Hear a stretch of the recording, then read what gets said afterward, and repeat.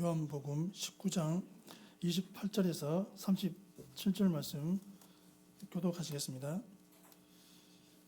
그 후에 예수께서 모든 일이 이미 이루어진 줄 아시고 성경을 응하게 하려 하사 이르시되 내가 목마르다 하시니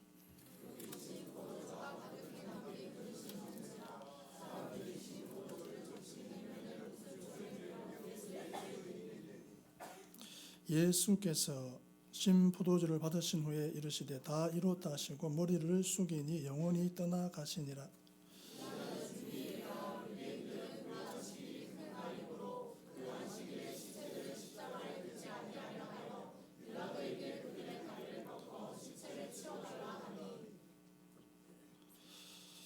군인들이 가서 예수와 함께 못 박힌 첫째 사람과 또 그 다른 사람의 다리를 꺾고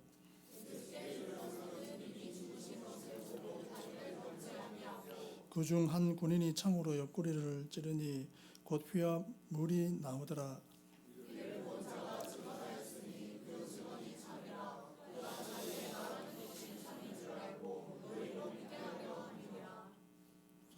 이 일이 일어난 것은 그 뼈가 하나도 꺾이지 아니하리라 한 성경을 응하게 하려 함이라.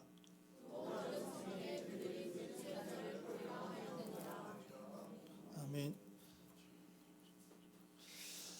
예수님께서 다 이루었다고 말씀하셨습니다. 예수님은 짧은 시간에 인류에게 정말 중요한 일을 이루셨습니다. 예수님은 자기 죄로 십자가에서 돌아가시는 것 같이 보일 수 있습니다. 그러나 진실은 그렇지 않습니다. 그때 그 십자가가 오늘을 사는 저와 여러분의 구원을 이루었습니다. 저와 여러분과 상관이 없는 것 같고 별것 아닌 것 같은 예수님의 십자가가 그렇게 의미 있고 감사한 일이었습니다. 해마다 연초가 되면 첫 소산을 하나님께 드리곤 합니다. 보통 취직을 해서 첫 월급을 혹은 처음으로 받은 일당으로 첫 소산으로 하나님께 드리곤 합니다. 그것도 신앙생활을 어느 정도 하신 사람의 경우입니다. 11조, 감사헌금 등 다양한 헌금을 드리기 때문에 보통 첫 소산을 평생 한 번 드리는 성도님들이 적지 않습니다. 안 드리는 것보다 감사한 마음으로 억지로가 아니고 기쁨으로 잘 드리셨습니다. 그러나 개인적으로 하나님께서 주신 복이 많다고 생각돼서 첫 소산을 매해 드리는 성도님들이 있습니다. 그리고 보통 사람들이 생각하면 오히려 수입이 보통 사람보다 못하지만 매해 드리는 성도님들이 있습니다. 모든 것이 하나님께서 주신 것으로 생각하기 때문입니다. 다른 사람들이 생각하면 평범한 것 같은 일이지만 곰곰이 생각해 보면 참 감사할 일이라고 생각이 되기 때문에 하나님께 첫 소산으로 후하게 드리곤 합니다. 다른 사람들보다 키가 큰 것도 별일 아니라고 생각할 수 있지만 키가 작은 사람들은 키가 큰 것을 부러워하기도 하고 또 키 큰 사람을 선호하는 때도 있는 것을 보면 감사가 됩니다. 육신의 아버지가 일찍 돌아가셨지만 그보다 더 일찍 돌아가신 분도 있기에 감사하고 또 어머니께서 아직 살아계신 것도 감사하고 동생 결혼해서 잘 살고 있는 것도 감사하고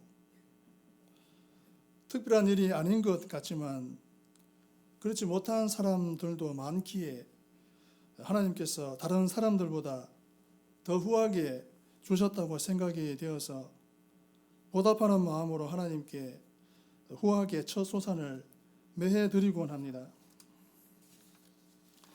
지금까지 큰 수술 안 하고 살아오게 하신 것도 감사하고 모든 것을 하나님께서 먼저 후하게 주셨다고 생각되기 때문에 보답하는 마음으로 기쁨으로 하나님께 후하게 드리는 성도님들이 있습니다. 예수님의 십자가는 수치스럽고 초라해 보이지만 저와 여러분의 구원을 위해 굉장히 중요하고 큰 의미가 있습니다. 28절에서 30절 말씀을 보면 그 후에 예수께서 모든 일이 이미 이루어진 줄 아시고 성경을 응하게 하려 하사 이르시되 내가 목마르다 하시니 거기 신 포도주가 가득히 담긴 그릇이 있는지라. 사람들이 신 포도주를 적신 해면을 우슬초에 메어 예수의 입에 대니 예수께서 신 포도주를 받으신 후에 이르시되 다 이루었다 하시고 머리를 숙이니 영혼이 떠나가시니라. 아멘. 예수님은 십자가 위에서 돌아가시기 전에 일이 전부 이미 이루어진 줄 아시고 성경 말씀을 이루기 위해 내가 목마르다고 말씀하셨습니다. 예수님은 사람들이 신포도주를 가져다 줄 것을 아시고 목마르다고 말씀하셨고 진짜로 사람들은 예수님에게 신포도주를 가져다 주어 고난받는 의인이라는 시편 69편 21절 말씀이 이루어졌습니다. 예수님께서는 본인이 달려갈 길을 전부 마쳤음을 아셨습니다. 아버지께서 예수님에게 하라고 주신 일을 완수했음을 아셨습니다. 예수님은 시편 69편 21절 말씀을 성취하신 후에 사람들이 들을 수 있는 말 중에 가장 좋고 큰 위로와 기쁨을 주는 승리의 선언을 말씀하셨습니다. 다 이루었다. 예수님은 끝까지 의로운 삶을 사셨습니다. 끝까지 완전한 겸손과 사랑을 실천하는 삶을 사셨습니다. 철저한 순종을 통해 하나님 아버지께서 요구하신 모든 의를 전부 이루셨습니다. 가차없이 쏟아지는 아버지 하나님의 모든 진노를 전부 받으셨습니다. 그 잔을 하나도 남김없이 마셔서 전부 비우셨습니다.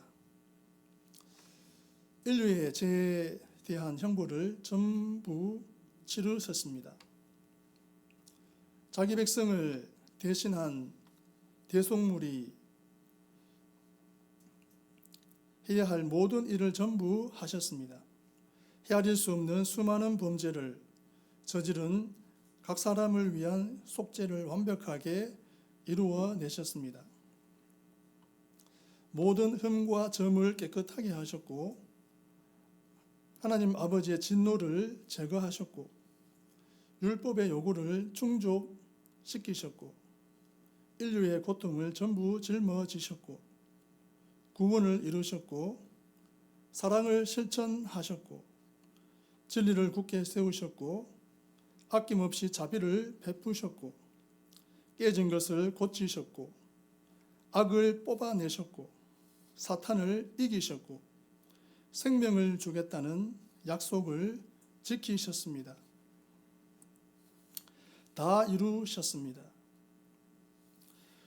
예수님은 돌아가셨지만 영원히 돌아가신 것이 아니었습니다. 예수님은 더는 자신을 유지할 수 없는 곳으로 가신 것이 아니었습니다. 요한은 예수님의 죽음을 가리켜 예수님께서 일을 전부 마치고 성경을 성취하신 후에 머리를 숙이고 자신의 영혼을 내어주셨다고 묘사합니다. 요한은 능동형 동사를 사용함으로 예수님께서 자신의 영혼을 내어주셨다라고 말함으로써 예수님이 죽는 일에서조차 스스로 자기 목숨을 내어준 능동적인 주체였음을 드러냅니다. 예수님이 10장 18절에서 이미 선언하셨듯이 사람들은 예수님에게서 목숨을 빼앗을 수 없었습니다. 예수님은 목숨을 내어주기로 하시고서 자발적으로 자신의 영혼을 내어주셨습니다. 사람들에게 어떻게 보일까 보다 하나님 보시기에 옳은 삶을 살아야 하겠습니다. 예수님은 사람들이 보기에 멋있는 모습으로 인류의 구원을 이루지 않았습니다.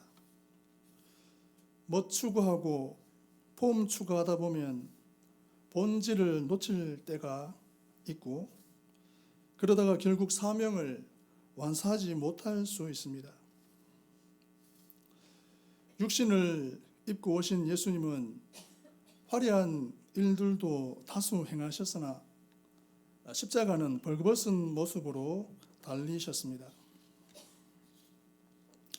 31절에서 34절 말씀을 보면 이날은 주일이라 유대인들은 그 안식일이 큰 날이므로 그 안식일에 시체들을 십자가에 두지 아니하려 하여 빌라도에게 그들의 다리를 꺾어 시체를 치워달라니 군인들이 가서 예수와 함께 못 박힌 첫째 사람과 또 그 다른 사람의 다리를 꺾고 예수께 이르러서는 이미 죽으신 것을 보고 다리를 꺾지 아니하고 그중 한 군인이 창으로 옆구리를 찌르니 곧 피와 물이 나오더라. 아멘. 십자가에 못 박힌 사람의 다리를 꺾는 문제를 31절, 32절, 33절에서 집중적으로 묘사하고 있습니다. 예수님과 제자들은 목요일 밤에 함께 유월절 식사를 했고 그 밤에 예수님께서 체포되셨습니다. 예수님은 밤새도록 여러 재판을 받으시고 금요일 아침에 십자가에 못 박히셨습니다. 유대인들은 처형된 죄수들을 십자가 위에서 죽을 때까지 그대로 두어 안식일을 더럽히는 것을 바라지 않았습니다. 그래서 빌라도에게 죄수들의 다리를 꺾어 죽음을 앞당김으로써 밤이 되기 전에 시신들을 십자가에서 내릴 수 있게 해달라고 말했습니다. 요한은 유대인들이 신명기 21장 22절에서 23절에 규정을 의식해서 그런 말을 했다고 설명하는 듯합니다. 신명기 21장 22절에서 23절 말씀을 보면 사람이 만일 죽을 죄를 범함으로 내가 그를 죽여 나무 위에 달거든 그 시체를 나무 위에 밤새도록 두지 말고 그날에 장사하여 내 하나님 여호와께서 내게 기업으로 주시는 땅을 더럽히지 말라. 나무에 달린 자는 하나님께 저주를 받았음이니라. 아멘. 이 대목에서 저와 여러분은 또다시 지독한 이율 배반을 봅니다. 안식일의 안식은 하나님의 백성이 예수 그리스도를 믿는 믿음으로 말미암아 누리게 될 안식을 가리키는 표징이었고 구약에서 정결을 요구하는 모든 율법을 이룬 것이 예수 그리스도의 죽음이었습니다. 유대인들은 이 모든 것을 잘못 알았기에 모든 더러운 것을 깨끗하게 하시는 예수님의 시신이 안식일을 더럽힐 것이라고 잘못 생각했습니다. 하지만 그 진실은 바울의 말 속에 나타나 있습니다. 갈라디아서 3장 13절 말씀을 보면 그리스도께서 우리를 위하여 저주를 받은 바 되사 율법의 저주에서 우리를 속량하셨으니 기록된 바 나무에 달린 자마다 저주 아래에 있는 자라 하였음이니라. 아멘. 예수님은 율법을 성취하셨고 자기 죽음을 통해 죽음의 저주를 제거하셨습니다. 유대인들의 요청으로 군인들은 예수님과 함께 십자가에 못 박힌 두 사람의 다리를 꺾었지만 예수님의 다리는 꺾지 않았습니다. 예수님은 이미 자신의 영혼을 내어주셨기 때문입니다. 예수님에게 다가간 군인들은 예수님께서 이미 죽은 것을 발견했습니다. 예수님의 다리가 꺾이지 않은 것과 관련해서 요한은 세 가지 일에 대해 말하고 있습니다.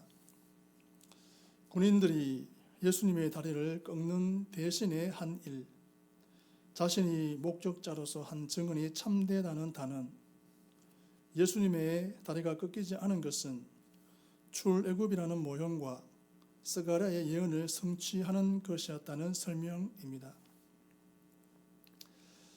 출애굽 시 이스라엘 백성들이 어린 양의 피를 문설주와 임방에 발라놓으면 죽음의 사자가 그러한 집들을 지나갔는데 예수님이 여기에서 유월절 어린 양의 역할을 하셨습니다. 예수님은 6장 53절에서 56절에서 자신을 믿는 자들이 자신의 피를 마시면 영생을 얻게 될 것이라고 말씀하셨는데 이것은 그분이 어떤 방법을 통해 유월절 식사를 성찬으로 변화시키실 것인지 미리 암시하신 말씀입니다. 이스라엘 백성들은 출애굽 후에 광야에서 반석으로부터 물을 마셨고 예수님은 우물가에서 사마리아 여자에게 그리고 모든 목마른 자들에게 생수를 주겠다고 약속하셨습니다. 창에 찔리신 예수님의 옆구리에서 피와 물이 나온 것은 세상 죄를 지고 가는 하나님의 어린 양이라는 예수님의 정체성에 부합합니다.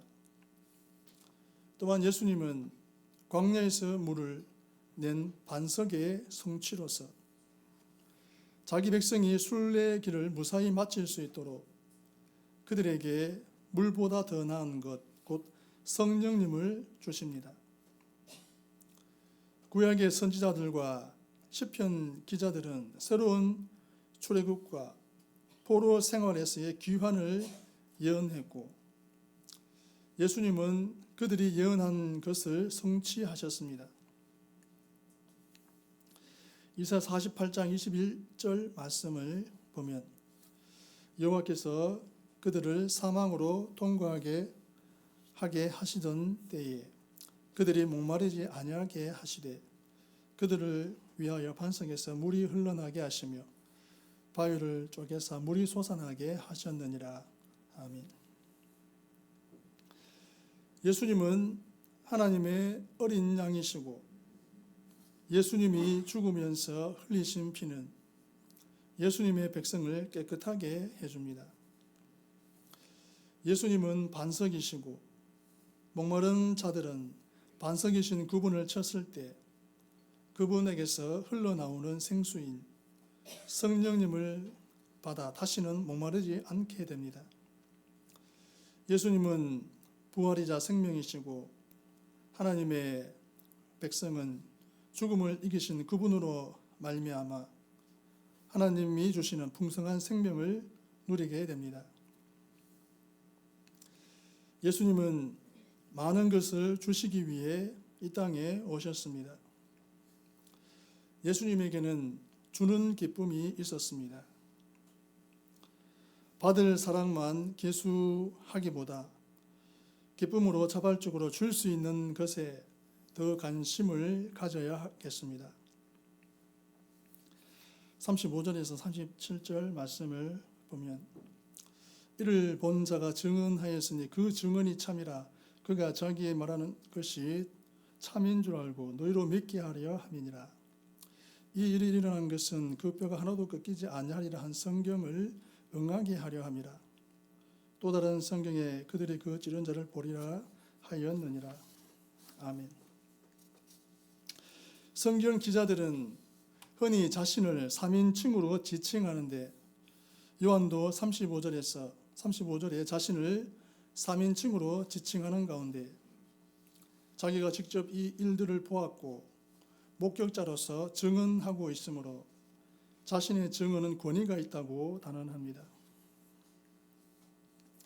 그때 일어난 일들을 자신이 이렇게 있는 그대로 증언하는 것은 사람들이 믿게 하기 위해서라고 말합니다.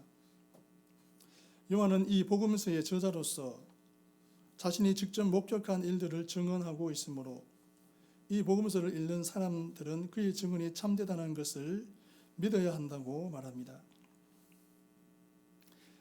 예수님은 호세아가 예언한 새로운 출애굽의 성취이시고 더 나은 다윗으로서 유월절 어린 양의 성취이십니다. 호세아와 다윗은 단지 하나님이 장차 새로운 구원을 이루실 것을 보여주었던 반면에 요한은 예수님께서 그 구원을 성취하셨다는 것을 알았습니다. 요한은 새로운 출애굽이 성취되었다고 말한 후 곧 스가랴가 예수님의 돌아가심과 관련된 맥락에서 그들이 자신이 찌른 자를 보리라고 한 예언이 성취되었다고 말합니다. 스가랴 11장에서 스가랴는 상징 행위를 통한 예언에서 하나님께서 자기 백성을 돌보라고 세우신 목자 역할을 맡고 백성들은 그런 스가랴를 배척하며 언약은 폐기되고 백성들은 스가랴에게 은 30개를 달아서 줍니다. 하나님은 스가랴에게 그 돈을 하나님의 전에서 토기장이에게 던지라고 명하시고 그 돈은 이스라엘이 스가랴에게 매기는 가치라고 말씀하십니다. 예수님은 이 상징 행위를 통한 예언에서 은 30에 팔린 하나님의 목자를 성취하십니다.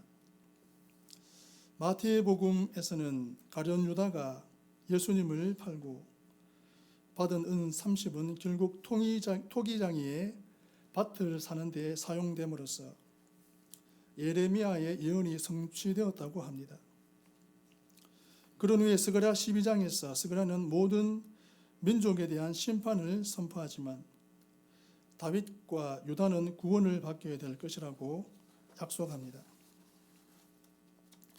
그런 다음 스가랴 12장 10절 말씀을 보면 내가 다윗의 집과 예루살렘 주민에게 은총과 간구하는 심령을 부어주리니 그들이 그 찌른 바 그를 바라보고 그를 위하여 애통하기를 장자를 위하여 통곡하듯 하리로다. 아멘. 스가랴는 계속해서 11절 말씀을 보면 그날에 예루살렘에 큰 애통이 있으리니 무깃도 골짜기 하다드림몬에 있던 애통과 같을 것이라. 아멘.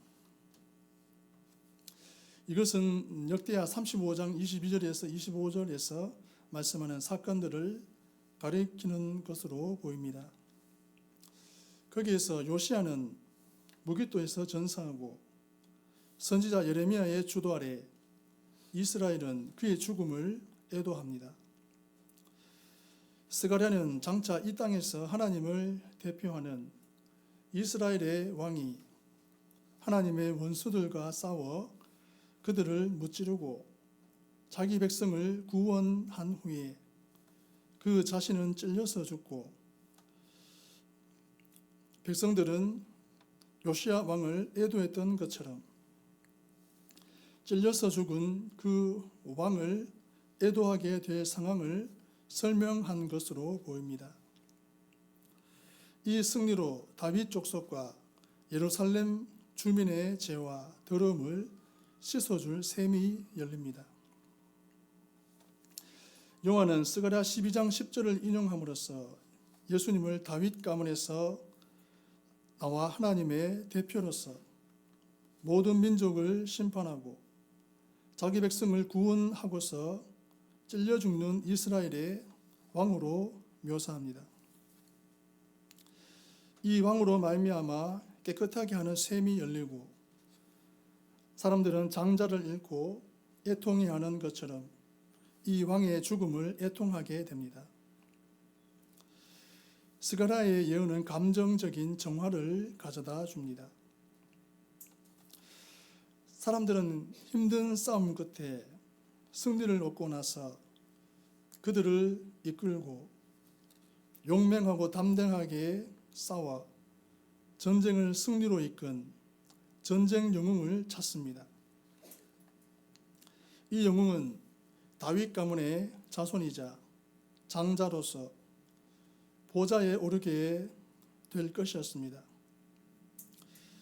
하지만 승리는 영웅이 자신의 피를 주고 산 것이어서 이 왕은 원수들에 의해 찔려 상처를 입고 죽고 맙니다. 예수님은 모든 면에서 스가랴의 예언을 성취하십니다. 그분은 하나님의 선한 목자이십니다. 그분은 다윗 가문의 참된 왕이시고 그분의 어머니의 장자셨습니다.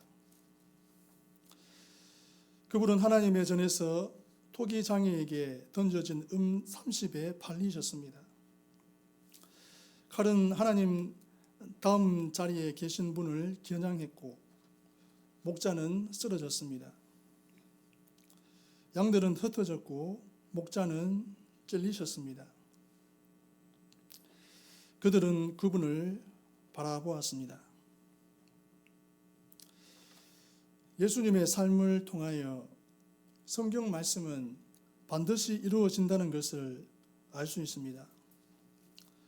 범사의 성경대로 삶으로 하나님의 뜻을 이루어드리는 성도님들의 삶이 되기를 바랍니다. 기도드리겠습니다. 하나님 아버지, 사람의 생각대로 살지 않고 확실한 성경 말씀대로 삶으로 하나님의 뜻을 이루어드리는 모든 성도 되게 하옵소서. 예수님의 이름으로 기도드립니다. 아멘.